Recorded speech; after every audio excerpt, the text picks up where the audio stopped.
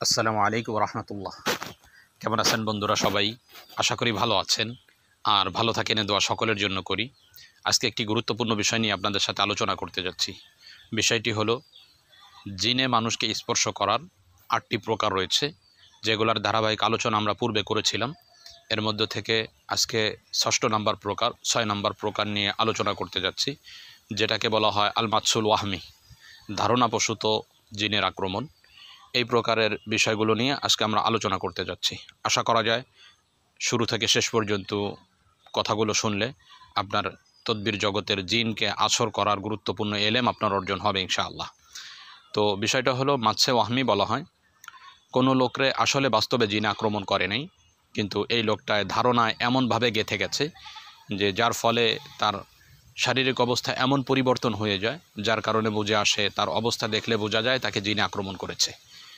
এই প্রকারের রোগীদের যেই সমস্ত সমস্যাগুলো দেখা দিয়ে থাকে, যেমন তারা বাস্তবেই যেই সমস্ত রোগীদেরকে জিনে আক্রমণ করে, তারা যেমন হাসাহাসি করে, পাগলামি করে, কান্না করে, এই রোগীগুলো হুবহু ওই বাস্তব রোগীদের মতোই হাসাহাসি করে, কান্নাকাটি করে, পাগলামি করে। কখনো কখনো মৃগী রোগীদের মতো সে বেহুশ হয়ে পড়ে যায়, হাত পা বাঁকা হয়ে যায়, মুখ দিয়ে ফেনা বের হয়ে যায়। এইরূপ সমস্যাগুলো এই রোগীদেরও দেখা দিয়ে থাকে। কিন্তু বাস্তবতা হলো, এরা জিনে আক্রমণ হয় না। এদের ধারণার মধ্যে এই জিনে তাকে আছর করেছে, এই কথাটা তার ধারণার মধ্যে এমনভাবে গেঁথে গেছে, যার ফলে সে সবসময় মনে করতে থাকে যে আমি জিনের রোগী, আমাকে জিনে আক্রমণ করেছে।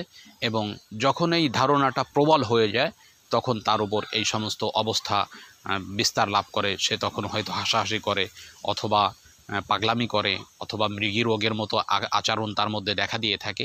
এই সমস্যাগুলো দেখা দিয়ে থাকে, যাকে বলা হয় আল মাতসুল ওয়াহমি, ধারণাপ্রসূত রোগ। তো এটাকে স্বাভাবিক অবস্থায় আমাদের গ্রাম্য ভাষায় যদি আমরা সহজ করে বলি, তাহলে এটাকে বলা যেতে পারে যে এটা হলো স্বাভাবিক অবস্থায় এটাকে আমরা মানসিক রোগ বলতে পারি, এটাকে আমরা মানসিক রোগ হিসেবে আখ্যা দিতে পারি। তো এই প্রকার রোগীদের যেই সমস্ত সমস্যাগুলো হয়, এটা তৈরি হয় কিভাবে? কারো কারো তো এমন আছে যে সে শারীরিকভাবে সামান্য সমস্যা দেখা দিল, তো তার অভ্যাসই হলো এমন যে তার সামান্য সমস্যা দেখা দিলেই সে বিভিন্ন আলেমদের কাছে যাইতে থাকে, বিভিন্ন কবিরাজের কাছে যাইতে থাকে। তো এদের কাছে যখন যাইতে থাকে, প্রত্যেকেই পরীক্ষা করে তাকে বলে যে আপনার জিনের সমস্যা আছে। তো এই কথাগুলো তার মাথা এমনভাবে নিয়ে নেয় যে সে দিনভর শুধু এটা নিয়ে কল্পনা করতে থাকে, ভাবতে থাকে। এরপরে আরেকজনের কাছে যায়, সে যখন বলে যে আপনার জিনের সমস্যা আছে, আরেকজনের কাছে যায়, সে যখন বলে যে আপনার জিনের সমস্যা আছে, এই কথাগুলো তার অন্তরের মধ্যে এমনভাবে গেঁথে যায়, যার ফলে জিনের সমস্যা না থাকলেও সে এই রোগে আক্রান্ত হয়ে যায়। একটা বিষয়। দ্বিতীয় বিষয়টা হলো, আসলে এরূপ হয়নি তার, তবে সে কোনো বিষয় নিয়ে চিন্তা করার কারণে, দীর্ঘ চিন্তা করার কারণে এই সমস্যাগুলো দেখা দিতে পারে। সে যদি কোনো বিষয় নিয়ে দীর্ঘ পরিকল্পনা করতে থাকে, চিন্তা করতে থাকে, মানসিকভাবে একা থাকে, যদি দুনিয়ার যে কাজকর্ম করার এগুলো যদি না করে, তাহলেও ধীরে ধীরে এই সমস্যাগুলো দেখা দিতে পারে মানুষের।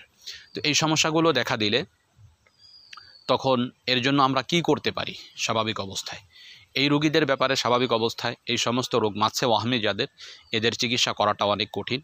কারো কারো ক্ষেত্রে চিকিৎসা করলে দেখা যায় কিছুটা ফায়দা পাওয়া যায়, আর কারো কারো ক্ষেত্রে চিকিৎসা করলে এর কোনো ফায়দা আসে না। এই সমস্ত রোগীদের আজীবনই এই সমস্যাগুলোর মধ্যে ভুগতে হবে, এবং স্বাভাবিক অবস্থা হলো তাদের জন্য বেশি করে দোয়া করা, এবং চিকিৎসা যেটা আছে চালাইতে থাকা, সেই ব্যক্তি যাতে সুস্থতা অনুভব করতে পারে। তো এই সমস্ত রোগীরা স্বাভাবিক অবস্থায় আমাদের জিন্দেগিতে অনেক রোগী এসেছে। এর মধ্যে বাগেরহাটের মোল্লাহাটের একটা রোগী আমাদের কাছে এসেছিল, যেই রোগীটা, তার পিতা আলেম, সেও আলহামদুলিল্লাহ পরিপূর্ণ আলেম না হইলেও পড়ালেখা করে প্রায় আলেম পর্যন্ত চলে গেছে। এই ছেলেটার এই সমস্যা। আমি আসলাম, এসে বললাম, আমার কাছে আসার পরে আমি জিজ্ঞাসা করলাম যে আপনি কতদিন ধরে এই সমস্যায় ভুগতেছেন? সে বলল যে 7-8 বছর ধরে এই সমস্যাগুলোর মধ্যে ভুগতেছি। তদবির করেছি, কোনো ফায়দা হচ্ছে না। তো কী সমস্যা হয় আপনার? বলল যে আমার কাছে একটা পরী আছে, সে আমাকে ছেড়েই যেতে চায় না, সে আমার রক্তের সাথে মিশে গেছে।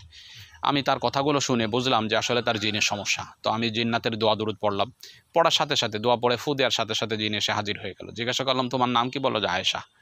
তো আমি যখন তার সাথে দীর্ঘ কথা বলার পর সে বলল যে আমার ভালো লেগেছে তাই এসেছি, একে আর ছেড়ে যাব না।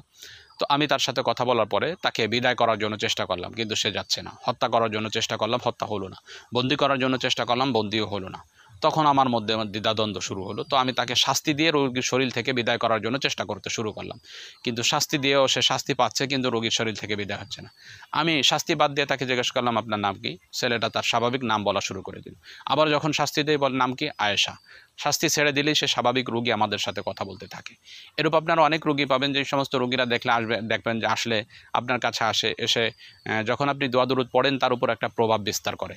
সে হয়তো পাগলামির মতো ভাব করে, কিন্তু পরে বলে যে হুজুর আমি যা করতেছি এগুলো আমি জানি, যে আমার মেধা তখন ঠিক আছে, সব কিছু আমি অনুধাবন করতে পারতেছি, কিন্তু কেন করতেছে এটা আমি জানি না। এরূপ অনেক রোগীদেরই বক্তব্য থেকে থাকে। তো এই সমস্ত রোগী আপনি যদি পান, তো পাইলে বুঝবেন যে আসলে এদের এই জিন্নাতের সমস্যা না, এটা মাচ্ছে ওয়াহমি, তার ধারণা পশুতরম। এটা থেকে বেঁচে থাকার জন্য তাকে বেশি করে দোয়া করা এবং তাকে কোনো না কোনো কাজের সাথে সর্বদা লাগিয়ে রাখা, যাতে সে এগুলা নিয়ে চিন্তা না করতে পারে এবং কখনো যেন সে একা না থাকতে পারে, এদিকে আমরা লক্ষ্য রাখা এবং তার জন্য বেশি বেশি দোয়া করতে থাকা। তো এই মাচ্ছে ওয়াহমি চিকিৎসা জগতের মধ্যে জিন্নাতে যতগুলো আসর আছে তার মধ্য থেকে সব থেকে ভয়ানক কঠিন, এবং এই রোগের চিকিৎসা নাই বললেই চলে।